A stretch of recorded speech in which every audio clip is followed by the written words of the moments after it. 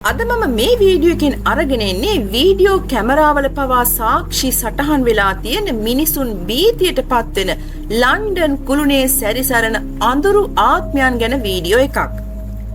ඒ කියන්නේ හොල්මන් ගැන වීඩියෝ එකක්.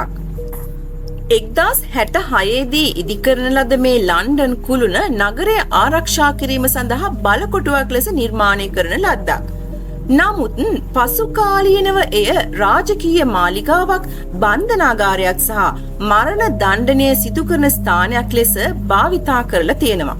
ඒ කියන්නේ මේ බලකොටුව බ්‍රිතාන්‍ය ඉතිහාසයේ අඳුරතම අවස්ථා ගොඩක් දැකලා තියෙනවා කියන එක.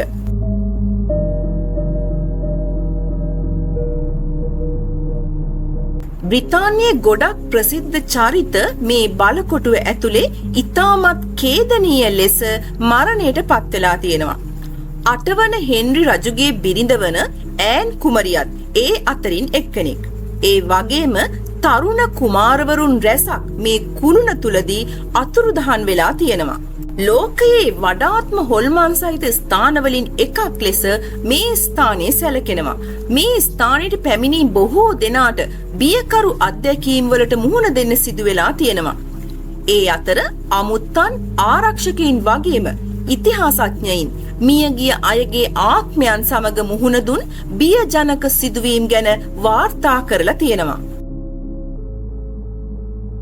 මේ ස්ථානයේ වඩාත් ප්‍රසිද්ධ හොල්මන් අවතාරය වෙන්නේ ඈන් බොලින්ගේ අවතාරය.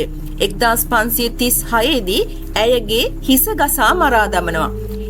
ඒ මියගිය ඈන්ගේ අවතාරය සමහර අවස්ථාවලදී මෙහි හොල්මන් කරනවා.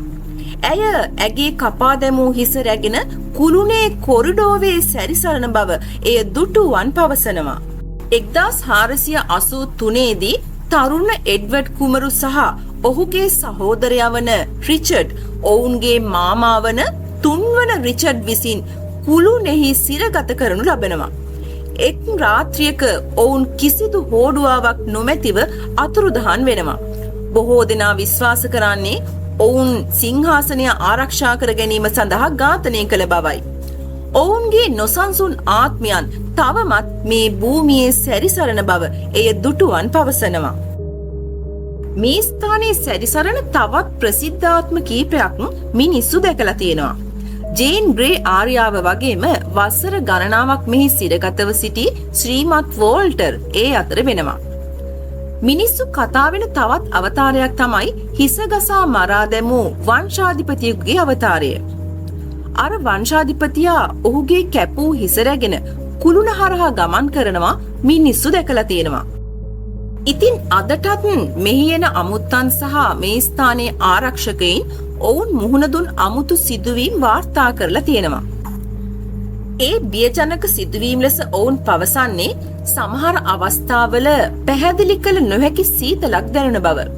සමහර මිනිස්සු සෙවෙනැලි වගේ රූප දැකලා තියෙනවා. තවත් සමහර අයට කවුරු හරි ඔවුන් දිහා බලාගෙන ඉන්නවා වගේ හැඟීමක් ඇති වෙලා තියෙනවා. සමහරුන්ට රාත්‍රියේදී ඉතා වේදනාකාරී කෑගැසීම් පවා ඇසිලා තියෙනවා. ඉතින් ලන්ඩන් කුළුණේ හොල්මන් ගැන ඔබ සිතන්නේ කුමක්ද? ඔබට මෙහි රාත්‍රියක් ගත කරන්න පුළුවන්ද? මේ කුළුණේ බිත්ති අතර තාමත් ආත්මයන් සැරිසරන බව ඔබ විශ්වාස කරනවද?